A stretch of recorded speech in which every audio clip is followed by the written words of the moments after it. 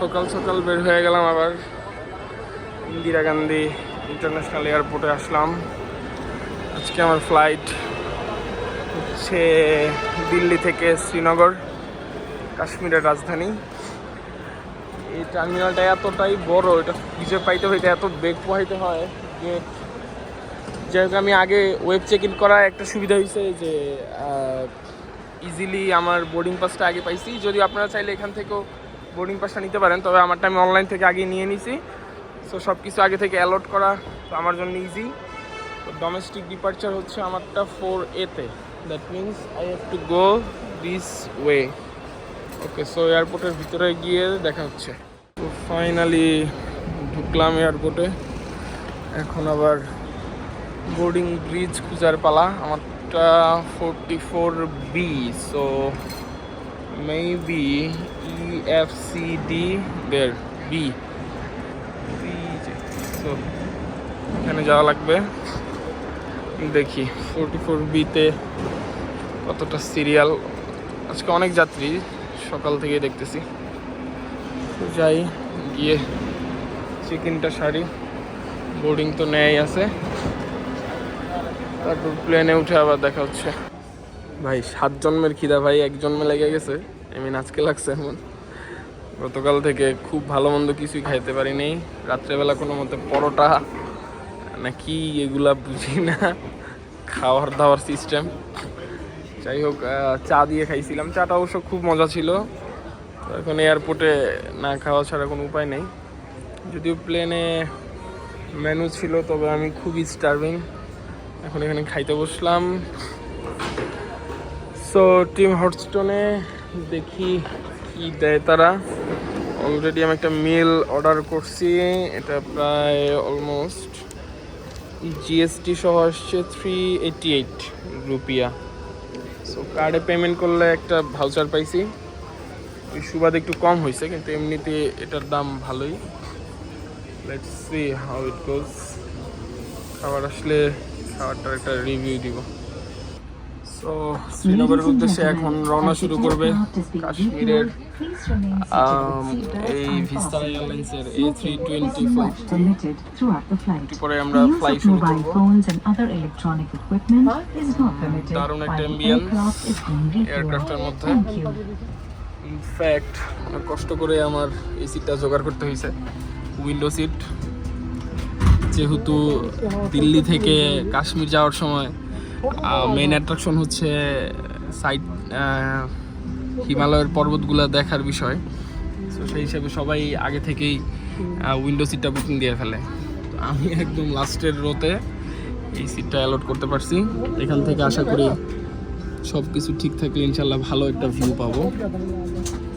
যাই হোক, এই সিটগুলা ভালো ইকোনমি ক্লাস হিসেবে ডোমেস্টিক ফ্লাইটে। একটা ট্রে টেবিল আর কিছু ইউজার ম্যানুয়াল, যাদের বমি টমি প্রবলেম বা এয়ার সিকনেস আছে তাদের জন্য একটা ব্যাকপ্যাক। এখানে হচ্ছে একটা ম্যাগাজিন অ্যাজ ইউজুয়াল। এই তো দ্যাটস ইট। লেগরুম যথেষ্ট ভালো। A320-র এয়ারবাসের সবগুলো লেগরুমই অত্যন্ত ভালো। এখানে আবার প্লাস পয়েন্ট হিসেবে একটা ইউএসবি পোর্টও দেওয়া আছে চার্জ দেওয়ার জন্য। সিটগুলো কমফোর্টেবল, সামনেরগুলো একটু রেক্লাইন করা যায়। এটা আচ্ছা, আমার পিছনে যেটা এই সিটটাও রেক্লাইন করা possible. Yeah, wish to have a great flight Vistara. এখানে কিছু ক্রু মেম্বাররা তাদের সেফটি কাজ করে নিতেছে। ভিস্তারার যে একটা প্রবলেম হয়েছিল, মাঝখান দিয়ে খুব বেশি পরিমাণে ফ্লাইট ক্যান্সেলের একটা কি বলে ঘটনা শুরু হয়ে গেছিল ফর সাম রিজনস, যেটা তাদের ইন্টারনাল রিজনস অবশ্য। যাই হোক, আলহামদুলিল্লাহ আমার কোনো প্রবলেম হয়নি রিশিডিউলের। ইনশাল্লাহ ঠিকঠাক মতন পৌঁছাইতে পারবো। তো অল্প কিছুক্ষণের মধ্যেই আমাদের ফ্লাইটটা টেক অফ করে দেয়। টেক অফ করার কিছুক্ষণের মধ্যেই আমরা সকলেই খাবার দাবার সেরে নিই, যেটা প্লেন থেকে দেওয়া ছিল। খাবারটা ভালোই ছিল সকালবেলা, যদিও আমি এয়ারপোর্টে হালকা পাতলা একটু নাস্তা টাইপের করেছিলাম। সেটা মোটামুটি ছিল, অতটা একটা ভালো না। তবে বোধহয় অন্য জায়গায় ট্রাভেল করার কারণে হয়তোবা আমার খাবারের রুচিটা একটু চেঞ্জ হইছে। আমি জানি না। তেমন একটা মজা পাইনি কোথাও খাইয়ে। যাই হোক, উপর থেকে এই দৃশ্যগুলা দেখার পর খাবার-দাবারের সব কথাই ভুলে গেছিলাম। এখানকার দৃশ্যগুলা একদম অন্য লেভেলের সুন্দর। আপনারা যদি সশরীরে স্বচক্ষে এটা না দেখেন, তাহলে এটা কখনোই অনুভব করা পসিবল না। যেটা আপনারা দেখতেছেন বর্তমানে একদম ভিডিও। এখানে কোনো এডিটিং হয় নাই, কোনো ফিল্টার হয় নাই, কোনো কালার গ্রেডিং নাই, নো নাথিং। একদম সিম্পলি আউট অফ দ্য ক্যামেরাতে আমি যা পাইছি তা এখানে আমি শো করতেছি। এখানে নিচ থেকে দেখা যাইতেছে সুন্দর কিছু লেক টাইপের ভিউ, আবার সবুজ পাহাড়, নীল আকাশ, সাথে কিছু আবার স্নোওয়ালা মাউন্টেন। তো মিলেমিশে সবকিছু এক কথায় অসাধারণ। আপনারা যদি সামনাসামনি এটা দেখেন তাহলে হয়তোবা আপনাদের মুখ দিয়ে ওয়াও বলতে বাধ্য হবেন। আমি সিউর। এখানে কিছু ক্লাউড দেখা যাচ্ছে যেগুলা ভাসতেছে আমাদের সাথেই প্লেনের কোল ঘেঁষে। তবে একটা কথা না বললেই নয়, আমাদের প্লেন জার্নির এই মোমেন্টটা একটু ভয়ংকর ছিল আমি বলবো। কারণ হচ্ছে প্রচুর টার্বুলেন্সের শিকার হইছিলাম আমরা সেই সময়। এই যে আপনারা হয়তোবা দেখতেছেন প্লেনের ফ্ল্যাপস গুলা কিভাবে কাঁপতেছে। অ্যাজ ওয়েল অ্যাজ কেবিন ক্রুরাও একটু পরে ঘোষণা দেয় যে আমাদেরকে সিট বেল্ট গুলো বেঁধে নেওয়ার জন্য, শুধুমাত্র আমাদের সেফটি মেইনটেইন করার জন্যই। যথাসাধ্য চেষ্টা করছে পাইলট ভালো মতো প্লেনটাকে চালানোর জন্য। তবে ভালোই বায়ুচাপ কিংবা এয়ার টার্বুলেন্স যাই বলেন না কেন আমরা অনুভব করতেছিলাম প্লেনের ভিতরে। তো সেই কথা এক সাইডে রেখে আমি আবার আপনাদের সাথে পরিবেশটা এনজয় করার চেষ্টা করতেছি। আপনারাও আশা করি এনজয় করতেছেন। জানাবেন কমেন্ট করে কেমন লাগলো এই মাউন্টেন, এই পাহাড়, এই স্নো, এই নীল আকাশ এবং সব কিছু মিলিয়ে কেমন লাগলো আপনাদের কাছে, সবটা অবশ্যই জানাবেন কমেন্টে। তবে একটা কথা বলতে ভুলে গেছি যে সকাল সকাল বের হওয়ার কারণে আমি ঠিক মতন ভিডিও করতে পারি নাই। স্পেশালি হোটেল থেকে এয়ারপোর্ট আসার রাস্তাটা খুব ভালো ছিল, সকালবেলা দেখতেও মনোমুগ্ধকর লাগতেছিল। তো যাই হোক, শেষমেশ আমি এতটুকু ভিডিও ধারণ করতে পারছি, সেটাতে আলহামদুলিল্লাহ। আল্লাহ আমাকে এত কিছু দেখাইছেন, আপনাদেরকেও দেখাইতেছেন আমাদের থ্রুতে। তো আমি আল্লাহর কাছে অশেষ কৃতজ্ঞতা জ্ঞাপন করতেছি। আপনারা যদি না থাকতেন, আপনাদের সাপোর্ট যদি না পেতাম, তাহলে হয়তোবা আমি এগুলো করার কোনো স্বপ্নও দেখতে পারতাম না সত্যি। তো যেহেতু আমি কোনো পূর্ব প্রস্তুতি ছাড়াই কাশ্মীরের উদ্দেশ্যে রওনা দিয়েছিলাম, তো আমার কাছে অপশন ছিল ট্রেন আর হচ্ছে প্লেনে দিল্লি থেকে সোজা কাশ্মীর চলে যাওয়া। তো আমি প্লেনটাকে বেছে নিই শুধুমাত্র এই দৃশ্যগুলো দেখার জন্যই। আপনারাও হয়তোবা বুঝতে পারতেছেন যে কতটা সুন্দর লাগে উপরে থেকে কাশ্মীরের যেই ভিউজ কিংবা হিমালয় পর্বতমালাগুলো দেখতে যে কতটা সুন্দর, কতটা মনোমুগ্ধকর। আল্লাহ কত সুন্দর করে এগুলা বানায় রাখছে, মনে হয় যেন কাশ্মীরের সব সৌন্দর্য ঢেলে দিছে আল্লাহ। আলহামদুলিল্লাহ আমি এটা দেখতে পারছি, খুব ভালো লাগছে আমার কাছে। হয়তোবা ট্রেনে আসলে ডিফারেন্ট একটা ভিউ পাইতাম, ডিফারেন্ট একটা সৌন্দর্য উপলব্ধ করতে পারতাম। তবে এটা হয়তোবা আমি কখনোই পেতাম না। এই যে মেঘগুলো পাশ দিয়ে ভেসে যাচ্ছে, এটা আসলে অন্যরকম অনুভূতি। আপনারা যদি আসেন তবেই কেবলমাত্র এটা নিজে বা সশরীরে এটা উপলব্ধি করতে পারবেন। আশা করি আপনাদের সবাই প্লেন জার্নিটা ভালো লাগবে।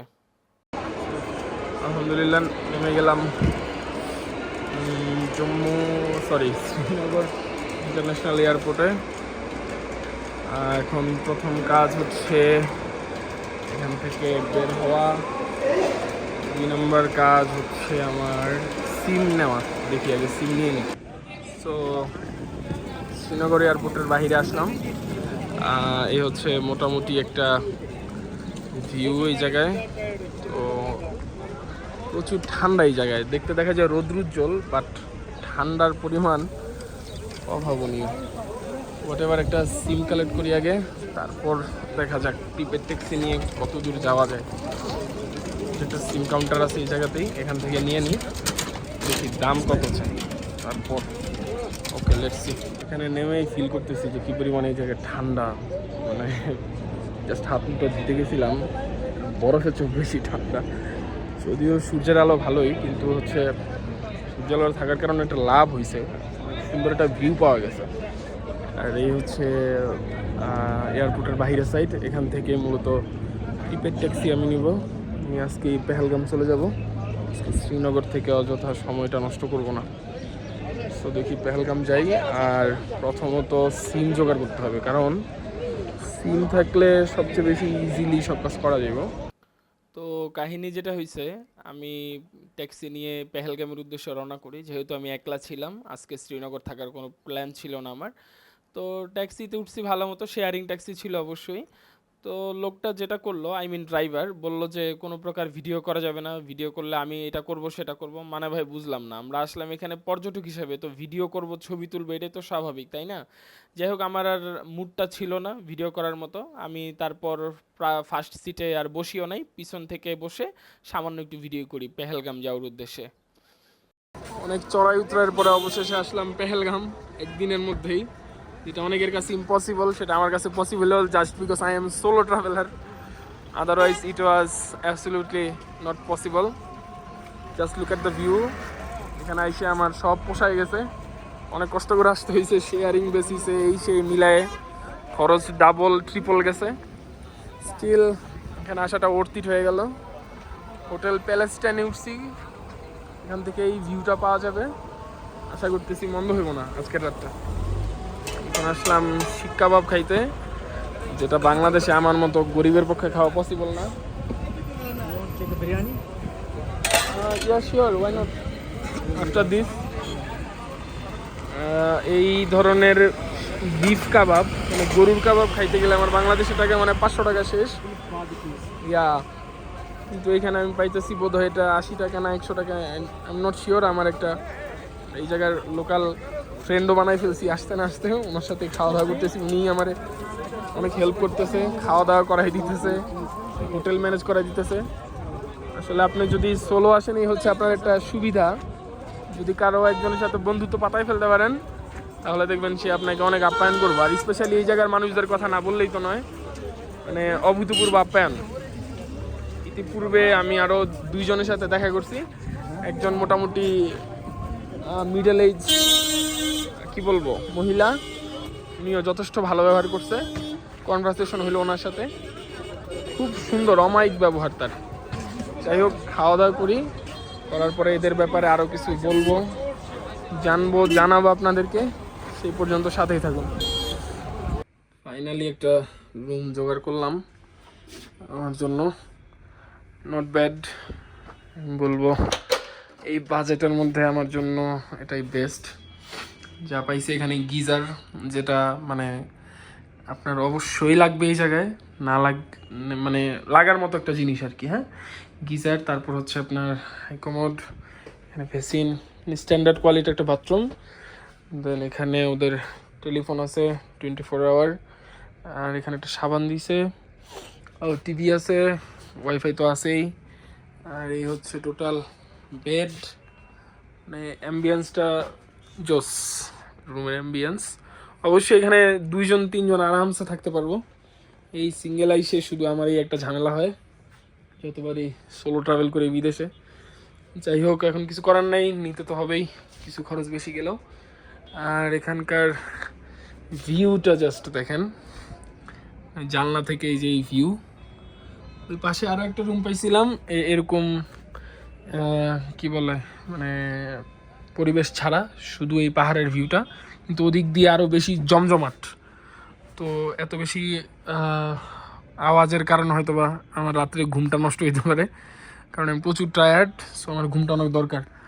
তো এখন ঘুমের কথা চিন্তা করে আর ওই দিকের রুমটা নেই। স্টিল এই জায়গার ভিউটাও অসাধারণ লাগতেছে, জাস্ট লুক এট দিস। যাই হোক, দেখি এরপরে কি খাওয়া দাওয়া করা যায়। এখন ফ্রেশ ট্রেশ হয়ে বের হয়ে পেহেলগাম আজকে থাকবো, কালকে ইনশাল্লাহ ঘুরে টুরে আবার শ্রীনগর উদ্দেশ্যে ব্যাক করবো, কিংবা সিনথানটপ যাবো। লেটস সি কতদূর কি করতে পারি একলা একলা। So I have made my mind. চিন্তা করলাম যে না, ঘুম হইলে হবে, না হইলে নাই। এরকম একটা ভিউ মিস করা যাবে না, মানে ঘুমাবো এই ভিউটা দেখতে দেখতে। Just look at this. এই যে আমার বালিশ, এইদিকে হচ্ছে আমার ভিউ। এরকম একটা ভিউ দেখতে দেখতে আমি ঘুমাই যাবো আজকে ইনশাল্লাহ। So that is the view. ও সুবহানাল্লাহ, সুবহানাল্লাহ, জাস্ট অসাম। ঘুম তো আজীবনে দিব, এরকম ভিউ আর কয়দিন পাবো বলেন। যাই হোক, আল্লাহ হাফেজ, ঘুম থেকে উঠে দেখা হবে।